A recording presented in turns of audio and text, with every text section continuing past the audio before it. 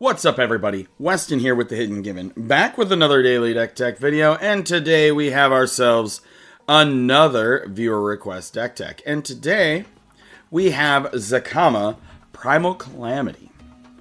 Now, the stipulations that I was given for this deck are that it must obviously contain Zacama. It must be right around $300. I came in just a little bit above 300 at 319. And then that it must have Gishath's Son's Avatar. And then also Temur's Sabertooth. And they were aiming for a bracket 4. So, let's get into this deck today and see what we can do with it. So, Zacama Primal Calamity is a 9/9 for 6 generic, a red, a green, and a white. It's got Vigilance, it's got Trample, and it's got Reach. And whenever Zacama Primal Calamity enters the battlefield, if you cast it, untap all of your lands. That's pretty good, to say the least.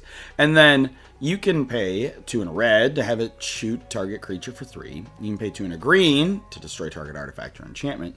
Or you can pay 2 and a white to gain 3 life. Now, the goal of today's deck, since we're having Temur's Sabercat in there, which we will get to, is very clearly that we're going to use Zacama in an unfair way. In a fair way, it's already pretty strong when you drop this 9/9 for 9 down.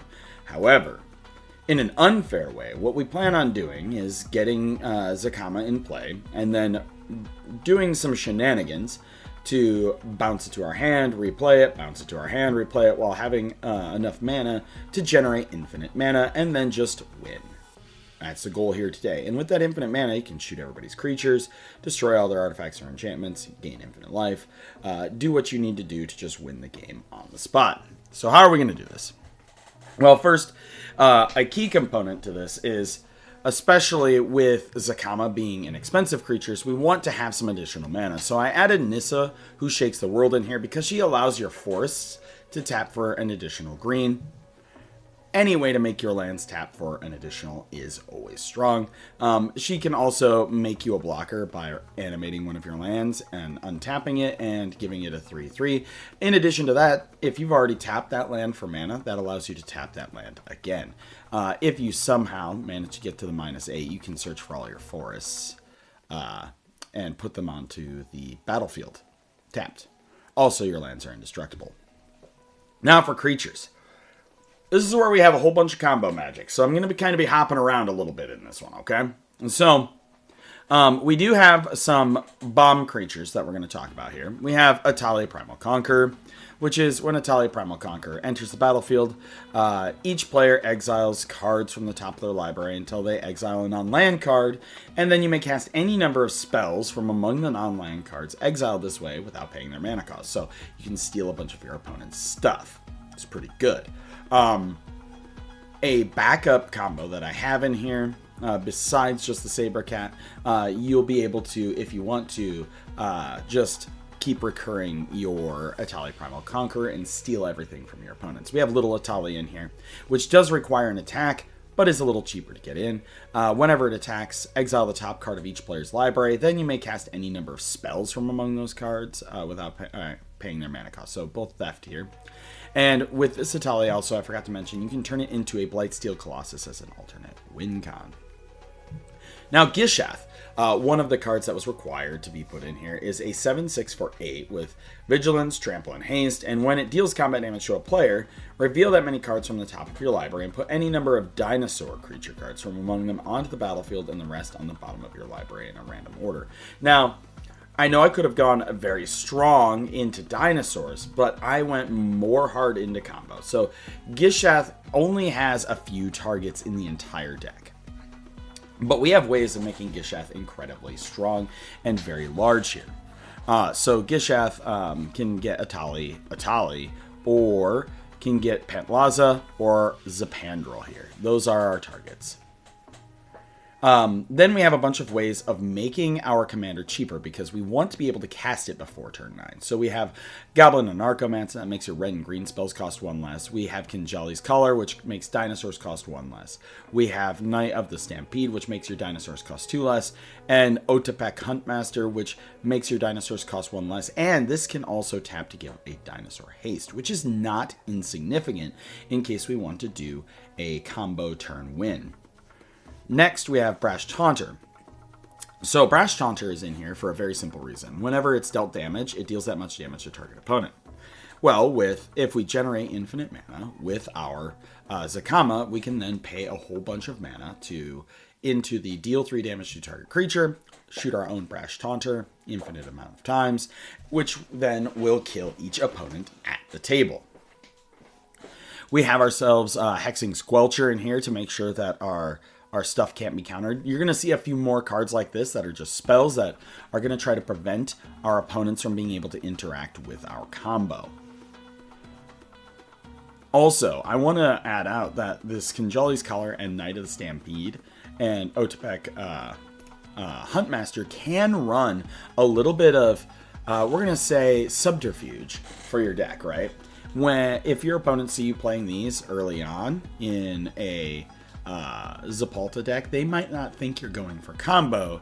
They might think that you are going to go dinosaur route, which, although dinosaurs are scary, most of them are big chungus that cost 1 billion mana, and they might think that they have a little bit more time than they do.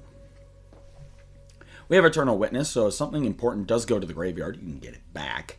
The next piece of combo that we have. So let's do Tamer Sabertooth first. So it's a 4/3 for 4.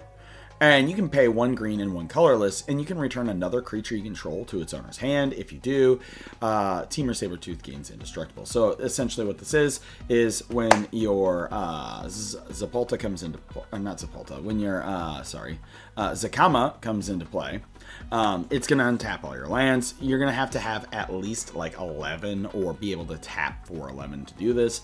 So you untap all of your lands, and then you pay 2, return it, etc., right? That is your first way. The other way I put in here to be able to do this is I put Monkiatso in here. Now, Monkiatso can make this a whole lot easier. Monkiatso has, whenever another creature you control becomes a target of a spell or ability, you may airbend that creature. So it gets exiled, and then you can cast it for only 2 generic mana rather than its cost. So then you don't need 11 mana like you do with the Tamer Sabertooth combo with Zacama. You need 2 generic mana, which I would like to add that things like Kinjali's Collar, Otepec Huntmaster, Knight of the Stampede, and Goblin or Narcomancer do cheapen the airbend cost. So for example, if you airbend out your Zacama, and then you have Knight of the Stampede, it is then free to cast, which is very powerful. But you need to be able to target your Zacama. Well, that's going to be pretty easy with a couple cards that I put in here. For creatures that will allow us to do this, we have Nomads and Core, which is pay 0, redirect the next 1 damage that... The next 1 damage that would be dealt to Nomads and Core is dealt to the other creature instead. We also have Shaman and Core and Outrider and Core. These see play in things like Cephalid Breakfast, where they target to mill themselves. And in this instance, what we do is you use the 0 cost ability, you target your Zacama, you airbend it out, then you play it for 2 or 0 or whatever. Even if it's at 2, you're still generating infinite mana because you're going to want to tap all your lands in between each of these. And then replay it, untap it, replay it, untap it, replay it, untap it, right? And I did put 3 of them in here for triple redundancy, so that way the only one that you have to protect is your Monkiatso. Now this is extremely important. You must protect either Monkiatso or Tamer Sabertooth, otherwise your combo can fall apart, and then you have to get there a really slow and hard aggro way, which is not fun. A further card to help us protect our ability to combo off in 1 turn is we have Kutzil, Malamet Exemplar. It's a 3/3 for 3. Your opponents can't cast spells during your turn, and whenever 1 or more creatures you control, each with power greater than its base power, deal combat damage to a player, draw a card. Now, I did add 1 fun card in here because this could help you kill something right off the bat. Because we do have Odopac Huntmaster, and I did put a couple other ways to give haste to our creatures in here. Plus, you might have something else on the battlefield.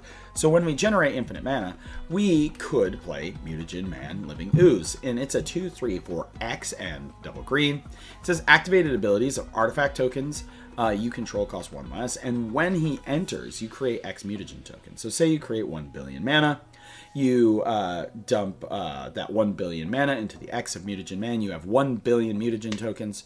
And you already have something like Kutzel in play, so that way people can't really interact with you. You then start sacrificing your mutagen tokens, put them on your creatures, and overrun your opponents in 1 turn. I did put Pantlaza Sun Favored in here. I know it only triggers once each turn, but it is pretty good. If you can't quite get the combo off in 1 turn with Infinite, you still might be able to do some other things. If you can't get your Zacama out right then and there, you have other dinosaurs. So it's whenever it or another dinosaur enters the battlefield under your control, you may discover X, where X is that creature's toughness. Do it only once each turn, which is exile cards from the top of your library till you exile a non-land card with that mana value or less. Cast it without paying its mana cost, or put it into your hand. Put the rest on the bottom in a random order. Now, it's still good. If it didn't have once per turn, it'd be better, but it would also probably be broken. We have Seedborn Muse. Untap all permanents you control during each other player's untap step. We did put Triceraton Commander in here, another X spell to dump our infinite mana in. It's a 2/2 for 2 and double X. Flying, and when it attacks dinosaurs you control, other than this creature, get +1/+1 and flying until end of turn. Evasion is good. And when this creature enters, create X 2/2 white dinosaur soldier creature tokens. Pretty fun. We have Zapalta in here. Now, Zapalta is in here we can make this creature really big, and it's indestructible, and it flies, and it does double strike, invigilance, and trample. So it's a big 4/8 dumb big ol' creature. We have Zerda, the Dawnbreaker, or Dawnwalker in here, which is abilities you activate that aren't mana abilities, cost 2 less to activate. This spell doesn't reduce the mana cost. So this makes it so your Temur Sabertooth costs 1 green to activate the ability, and then your Zacama's each cost 1 colored mana, helping us out with that whole infinite mana, glitch, if you will. For sorceries, we went very hard on the ramp plan because we want to get things going very fast. In bracket 4, you have to be fast. So we have Cultivate, Farseek, Kodama's Reach, Skyshard Claim, Rampant Growth, Open the Way, and Tempt with Discovery as our ramp plan. Open the Way, of course, is X and double green. You can pay up to the amount of opponents. So if you happen to be in a pod where you're playing with 8 people, you could pay 8 + 2 and you get 8 lands, which is pretty neat. Tempt with Discovery, of course, you search for a land card, then each opponent may do that, and then you can search for a land card for each opponent who made the wrong decision and searched for a land. Avatar's Wrath is in here, so choose up to 1 creature, then airbend all other creatures. This actually this card is really good. I'm very high on this card, and it also makes it so until your next turn, your opponents can't cast spells from anywhere other than their hands, which is, again, really strong. I did put Rishkar's Expertise in here, so that way you draw cards equal to a creature's greater power. You can also put Last March of the Ents in here, but I was already over budget by about $20, so I could not fit Last March of the Ents into the deck. For instance, we do have Airbender's Reversal, which lets you airbend a creature you control or destroy target attacking creature. And then we have Airbending Lesson, which is airbend a non-land permanent and draw a card. Helps you out with that Zacama thing. For removal, we got Beast Within, Generous Gift, Path to Exile, and Swords to Plowshares. For big X spells that we can use, we have Court of Calling, which is going to let you dump your mana to search for a creature and put it onto the battlefield. We have Comet Storm, so you can just nuke everyone in 1 foul swoop. We do have more ramp with Entish Restoration and Harrow. Then, for things to help protect our combo stuff, we have Heroic Intervention and Unbreakable Formation to protect our creatures and Zacama. We have Orm's Chant, which is target player can't cast spells this turn. If this spell is kicked, they can't attack. So if you have a blue player, somebody who you think is most likely to be able to interact with you, make it so they can't cast spells. And then we have Silence, which is stronger, which is opponents can't cast spells on your turn. Then we have Veil of Summer, draw a card. If an opponent casts a blue or black spell this turn, spells you control can't be countered this turn, and you and permanents you control gain hexproof from blue and black until end of turn. Which doesn't save you from a swords, but it does save you from Doomblade. We have Return of the Wild Speaker. You can draw cards equal to the greatest power among non-human creatures you control, or you can give your things +3/+3. Don't do that. Draw cards, friends. Draw cards, always good. We have Worldly Tutor. Search your library for a creature card, shuffle, reveal it, put it on top. Artifacts, we have Arcane Signet, Talisman of Impulse, Talisman of Unity, Soul Ring. These are all here for ramp.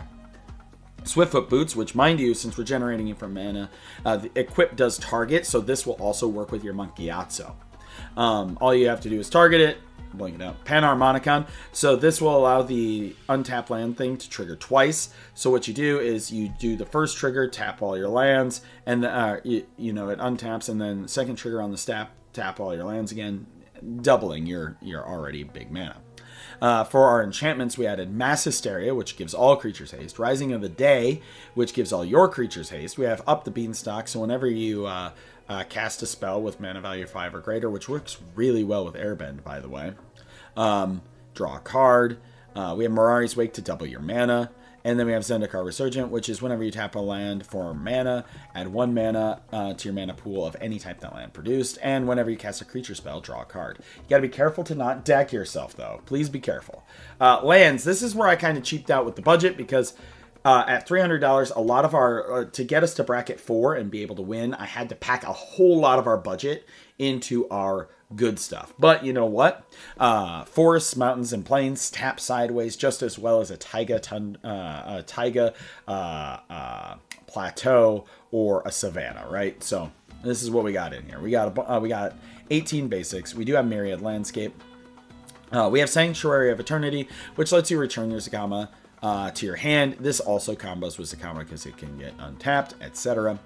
Fun times there. Command Tower, the Bounce Lands, etc. But let me know what you think of the deck in the comments down below. I absolutely think that this can win pretty easily. I like Zacama a lot. I like the infinite mana aspect. I like doing dumb things, to be honest with you. You can obviously power this deck up to insane degrees, but that also requires an infinite money glitch in your wallet. So let me know in the comments down below if you want to see your commander made into a deck tech. Drop that in the comments down below. As always, I'm Weston with the Hidden Gibbon, and I hope you all have a wonderful day.